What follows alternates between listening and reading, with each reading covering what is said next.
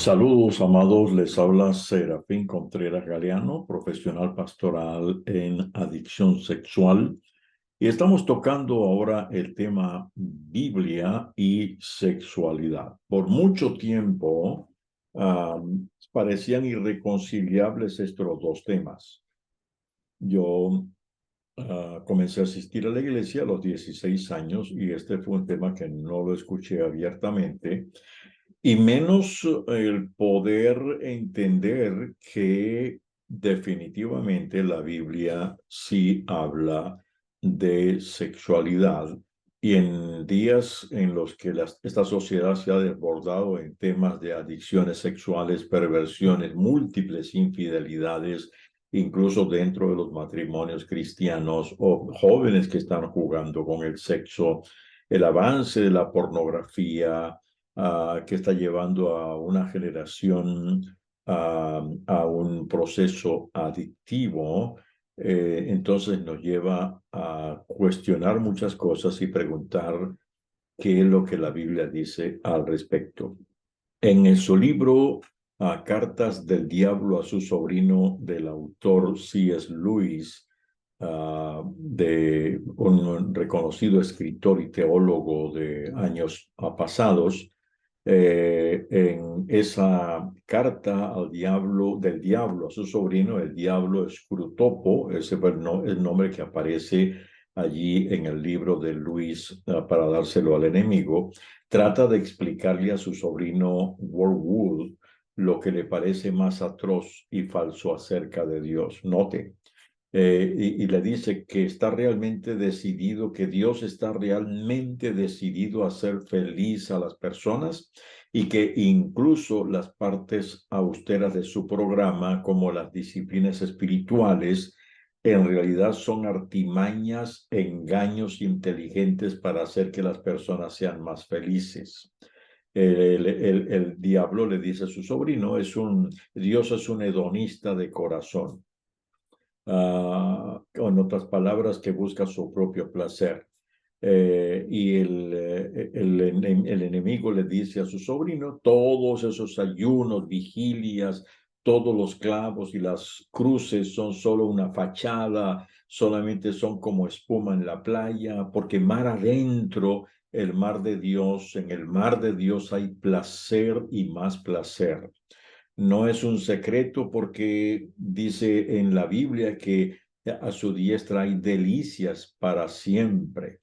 Eh, ha llenado el mundo de placeres, dice el enemigo a su sobrino. Y muestra allí que la gran estrategia del diablo contra el placer es dañarlo, es hacer que lo usemos mal. En la carta le dice, nunca olvides que cuando manejamos cualquier tipo de placer en su forma normal, saludable y satisfactoria, estamos en un sentido en el territorio del enemigo, que es Dios. Sé que hemos ganado muchas almas por medio del placer, no obstante, es su intento y no el nuestro. Es que Dios creó los placeres. Toda la investigación que hemos hecho hasta el momento no nos ha permitido producir un solo placer. Lo único que podemos hacer es incentivar a los seres humanos a disfrutar los placeres que nuestro enemigo ha creado en momentos, formas o grados que él ha prohibido. En esa carta que es producto de la imaginación de C.S. Lewis, él está entrenando a su sobrino diciendo, es que Dios es Dios de placer y nosotros lo único que podemos hacer es tratar de desviarlos y llevarlos a mal usar el placer que salió de Dios. Eso es verdad. El creador del placer es Dios, porque Dios es un Dios placentero, no es un Dios aburrido. Dentro de todos los placeres, el placer de comer, el placer de reír, el placer de disfrutar de su presencia y el placer del sexo, todo eso salió de la mano y del ingenio de Dios. Entonces, cuando hablamos de sexualidad, la gran pregunta es, ¿quién inventó el sexo? Dios. No fue el enemigo, Dios. Y Dios lo puso en el centro del cuerpo como centro de vida o de muerte, porque el sexo produce o vida o muerte.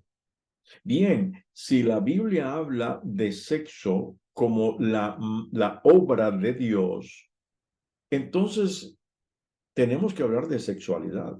Y la Biblia habla de sexualidad. Y por eso es que en esta ocasión quiero que nos enfoquemos en eso, porque tenemos que recordar que el placer original no es malo, vino de la mano de Dios. Él habla de entra en el gozo de tu Señor. El día que Jesús fue bautizado, se escuchó una voz que dijo, este es mi Hijo amado, en quien tengo complacencia o tengo placer. Me da el placer de tenerlo a Él como hijo. Si tú eres un creyente, Dios se goza en ti, tiene placer en ti y quiere darte todos los placeres que salen de su mano. Pero esta sociedad ha cambiado todo. Note, el sexo diseñado por Dios para el matrimonio está muy bien delineado. Pero ¿qué ha hecho esta sociedad? Y detrás del príncipe de este mundo, es decir, no, así no. El matrimonio, el sexo no es para el matrimonio, hágalo afuera. Y luego viene la pornografía, y luego vienen las adicciones, y luego viene todo el enfoque del enemigo es robarnos el placer diseñado para la alabanza de su gloria. El pastor John Piper habla en su libro La supremacía de Cristo. El sexo y la supremacía de Cristo es un buen libro que les recomiendo. Habla de que en realidad el sexo es un regalo de Dios que exalta a Dios. Entonces, hablemos un poco de lo que la Biblia dice acerca de el sexo como obra completa de Dios para que podamos detener esta ola de perversión que está tratando de desfigurar lo que Dios ha creado. Hay iglesias que no tocan el tema y si lo tocan por encimita, pero no hay ningún acercamiento con este tema a la luz de la Biblia para que veamos el diseño divino en materia de lo que es sexo. Si nosotros recuperamos eso, entonces podremos estar teniendo una perspectiva correcta bíblica de lo que es sexualidad. Entonces la iglesia no habla del tema, pero también como que la iglesia ha clasificado los pecados. La iglesia católica clasificó los pecados en mortales y veniales. Pero es que también la iglesia cristiana evangélica y otras iglesias también como que hemos en la práctica, no lo decimos abiertamente, pero en la práctica como que clasificamos los pecados y decimos hay unos que son terribles y otros que no son tanto y hay otros que son menos importantes. Entonces no es así, la Biblia habla de pecado como errar al blanco, algo que no estoy pegando en el blanco. Y al clasificar los pecados, por ejemplo, lo que son pecados sexuales, eso es terrible, no. Pero hay otros que no. Comer demasiado, no es tanto.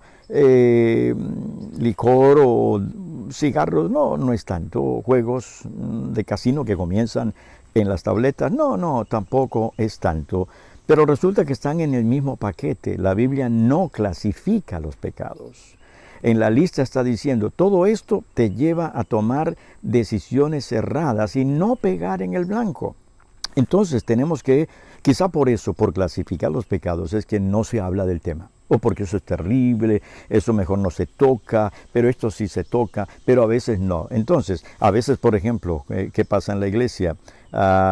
Se le pone sanción a los creyentes cuando son pecados que tienen que ver con sexualidad, pero cuando es el liderazgo, se calla, no se dice nada, se esconde, se miente y no se enfrenta de la mierda. Hay como una doble moral, se castiga al creyente, pero se deja en libertad como si nada hubiera pasado al que es líder. Cuando la Biblia dice el que es líder, al que mucho se le da, mucho se le demanda. Por eso tenemos que desmontar toda esa clasificación que no está encajada dentro de la palabra de Dios.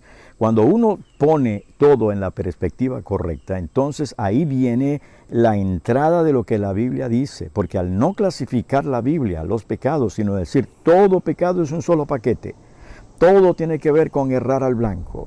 El que comete un pecado sexual está errando al blanco porque debiera estar enmarcado dentro del matrimonio. El que comete un pecado financiero está errando al blanco porque no nos llamó Dios a endeudarnos o a vivir desesperados. El que tiene el pecado de gula y comer en demasía sin controlar, la Biblia lo llama glotonería, está dentro del mismo rubro, y así con todos los demás pecados, porque son todos. Mentir, no hay mentiras blancas y mentiras negras, no hay mentiras chiquitas y mentiras grandes. Mentira es mentira.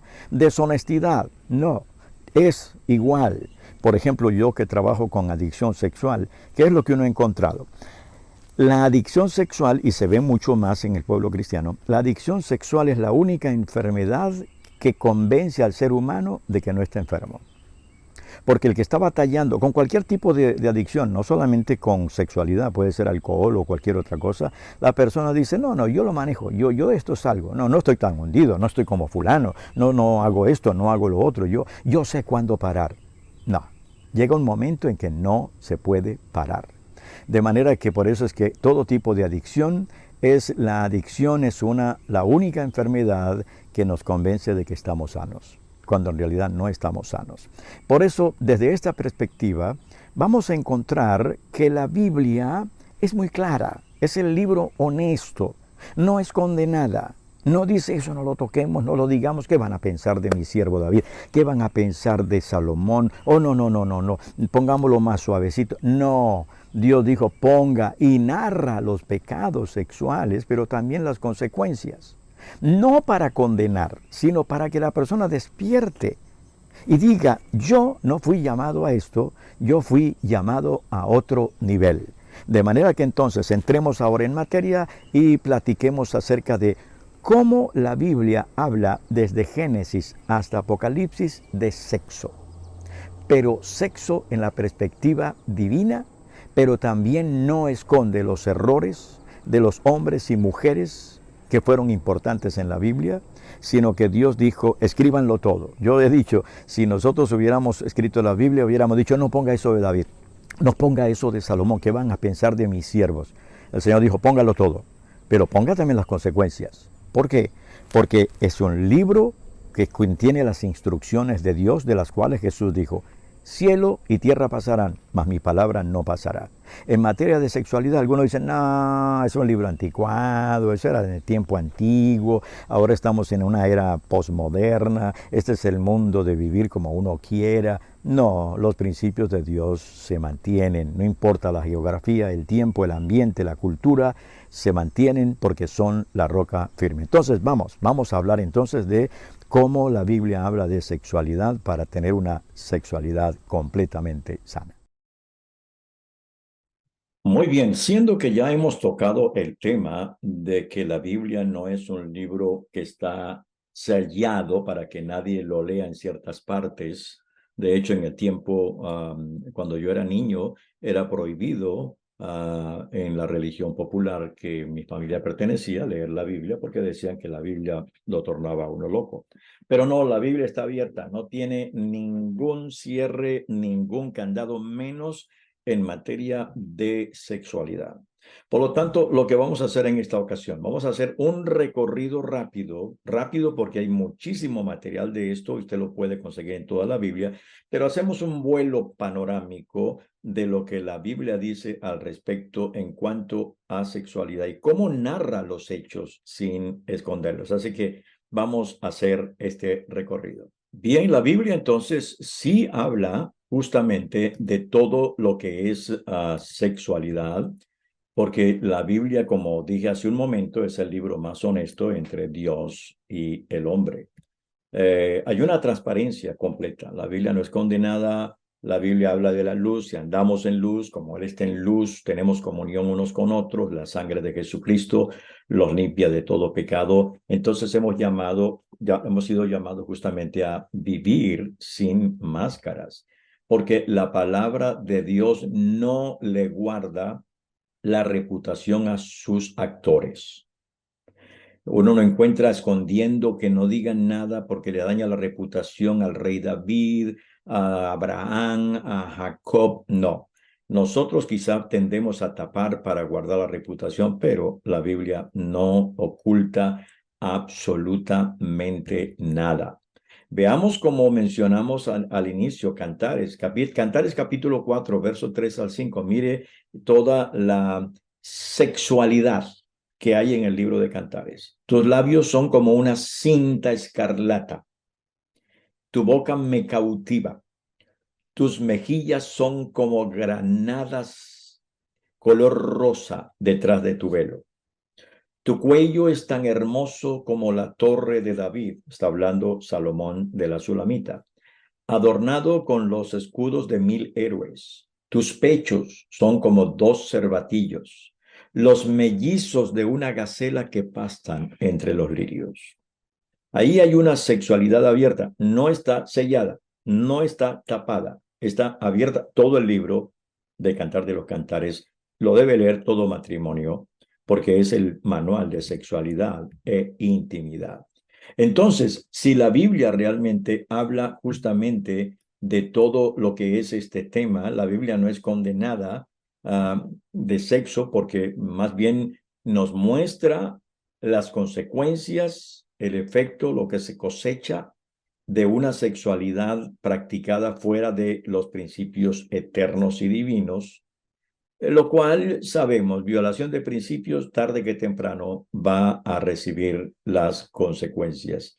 Y Dios nos quiere justamente prevenir de las consecuencias para que nada nos bloquee ese potencial que tenemos y que encontramos en su palabra.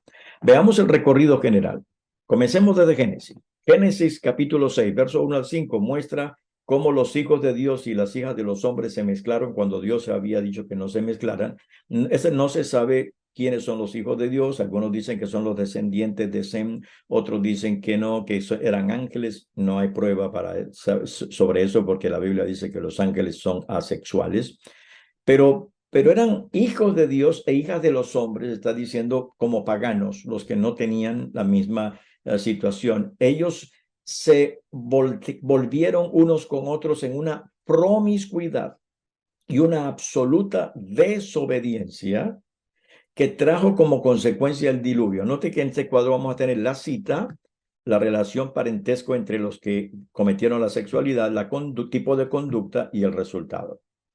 Cuando uno llega a Génesis 12, versos 10 al 20, ahí encontramos a Abraham y Sarai, que cuando llegaron a un punto donde Abraham temió por su vida, le dijo a Sarai que dijera que era su hermana. Era cierto que era medio hermana, pero él lo que estaba era protegiéndose. La conducta fue que el mismo esposo, en vez de proteger a su esposa, estaba impulsando un adulterio inminente. Pero el resultado fue que Dios confrontó a Faraón y le dijo, no la toques. O sea, el esposo no protegió a su esposa, pero Dios sí la protegió a ella. Eso indica algo que no estaba bien en el concepto de sexualidad. En la esencia bíblica, eso no estaba permitido por Dios. Fue un triángulo amoroso coordinado. Hubo un hijo que nació de Agar, Ismael, y el que nació de Sara, Isaac, que comenzaron en su lucha hasta el día de hoy. Lucha entre Ismael e Isaac se ha revertido, se ha extendido hasta la lucha entre árabes, palestinos e israelitas. Luego tenemos en Génesis 19, Lot vive en Sodoma y Gomorra y Dios envía juicio y entonces él le vio unos ángeles, él los hospedó en casa. Cuando la gente del pueblo supo que estaban ahí, llegaron a decirle, sácanos los hombres que te visitan para que los conozcamos. La palabra conocer en la Biblia, más que conocer físicamente, tiene algunas connotaciones de perversión, de sexualidad. Por eso dice Adán y conoció otra vez a Adán y a Eva. ¿Otra vez? No, volvió a tener sexo con ella. Entonces, para que los homosexuales del pueblo le propusieran eso a Lot, no significa que él estaba metido con ellos, pero como que no supo poner límites. conducta era perversión sexual, porque incluso él le dijo a ellos, miren, no los toquen, yo tengo hijas que no conocen hombre, las saco para que hagan con ellas lo que él quiera, o lo que ustedes quieran. Note la perversión que estaba en Lot, y eso contribuyó en la destrucción de Sodoma y Gomorra. Es lo que acabo de mencionar. El Génesis 19 habla de Lot exponiendo a sus hijas, la conducta fue incesto, eso trajo como resultado que más tarde, cuando él huyó, como la esposa de él murió, entonces las hijas que él ofreció con los homosexuales y que ellos no quisieron, porque querían estar con los ángeles, entonces ellas quedan solas y dicen, nuestro padre quedó solo y nosotros no tenemos hombre, acostémonos. Y la una embriagó a Lot y luego la otra, ahí que las dos quedaron embarazadas. Una dio a luz a Moab, que fue el padre de los moabitas, y la otra dio luz a Benamí, la padre de los monitas. Y entonces allí encontramos de los amonitas, y entonces allí encontramos esa lucha, esa angustia entre que los moabitas y los amonitas le creaban al pueblo de Israel. Génesis 21 al 18 habla de otro triángulo coordinado. Ahora es Abraham, Sara, cuando llega donde Abimelech, le oculta otra vez Dios confronta ahora a Abimelech, antes había hecho con Faraón, y evitó el adulterio eh, con una confrontación directa de Dios a través de un sueño, y Abimelech le dijo, ¿por qué me has mentido? Génesis 26, 6 al 11 nos lleva ahora el hijo de Abraham, Isaac, repite otra vez el intento de triángulo adúltero coordinado entre Rebeca y Abimelech, y Dios tuvo que confrontar otra vez a Abimelech. Génesis 28, 6 al 9, ahora encontramos a Esaú, Isaac, Jacob y Mahalat, una sexualidad vengativa, porque Esaú se dio cuenta que Isaac bendijo a Jacob y les dijo, no tomen mujeres que no son del pueblo de Dios. Entonces, a Esaú de una vez se vengó y dijo, ahora voy a ir a casarme con quien dijo mi padre que no nos casáramos. Eso produjo una rebeldía. Génesis 31 al 8 trae otro adulterio coordinado entre Raquel, Jacob y Bila, porque ahora que Raquel no puede tener hijos, le dice lo mismo que le dijo Sara a Abraham, pues ahí está Bila, adulterio coordinado, resultado una competencia y confusión entre los hijos de Jacob y de Raquel. Génesis 39 al 12, ahora Lea, la otra esposa de Jacob, también quiere tener hijos y otra vez se propone el triángulo coordinado Lea, Jacob, Silpa. Resultado, competencia y confusión. Génesis 34, Dina y Siquén. La hija Dina, la hija de Jacob, fue violada, y entonces en ese momento en que fue violada, cuando los hermanos supieron, dijeron, esto tiene una venganza, y entonces cuando el violador se acercó a la familia a pedir perdón, sí, yo hice mal, me quiero casar con ella, ellos dijeron, sí, pero tienes que, circuncidarte. Entonces, tú y tus hombres, entonces ellos en obediencia se circuncidaron, y cuando todos estaban circuncidados, que no se podían mover por la herida en sus genitales, ellos invadieron y hicieron un asesinato masivo, fue una venganza. Ellos idearon cómo mantenerlos sin fuerza para vengarse. Génesis 38 habla de Judá y su nuera Tamar. Su nuera Tamar quedó viuda. Judá le dijo, espere al hermano de tu esposo, que es mi hijo también, para que crezca porque es muy joven. Él se le olvidó, entonces cuando él bajó a la ciudad, ella se vistió de prostituta, él no sabía que era su nuera, lo engañó, él le dijo, deme una muestra, porque él dijo, no tengo cómo pagarte ahorita. Dijo, no, después me manda los cabritos, pero deme una muestra. Él le dio el cinto, él le dio el báculo, él le dio el anillo, y después cuando sale que Tamar estaba embarazada, el pueblo se queja ante Judá y dice, miren, no supo esperar, y él dice, esa mujer merece morir. Era una prostitución aparente, y ella lo avergonzó. Dijo, el dueño de esto es el papá de este niño, una vergüenza y confrontación.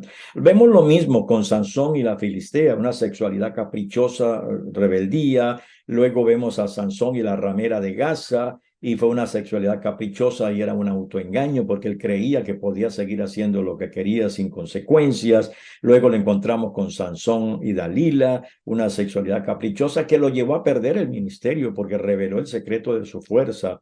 En 1 Samuel 2:22 encontramos a Elí y sus hijos, que dice que los hijos del sacerdote Elí se acostaban con las mujeres a la entrada del templo. Consecuencia y resultado, muerte. 1 Samuel 11 habla del pecado entre David, Betsabé y Urías, que era un adulterio combinado con asesinato y deslealtad. Resultado, confusión, muerte y confrontación. Luego encontramos la violación de Amnón, hijo de David, con su hermana Tamar, y la venganza que su hermano de los dos tomó para matar a Amnón por la violación.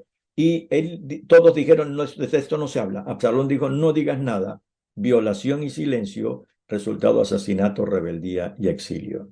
Después en 2 Samuel 16 está la venganza de Ahitofel, Absalón y David, porque Ahitofel era el abuelo de Betsabé con quien pecó David, y entonces él le dice a Absalón, ahora que haz con las mujeres de tu padre lo que él hizo en secreto con mi nieta, acuéstate en el terrado. Sexualidad vengativa. Resultado, rebeldía, porque Absalón terminó derrocando a su padre. Salomón, en Primera de Reyes 12, 1 y 2, el hombre más sabio, tenía 700 esposas y 300 concubinas.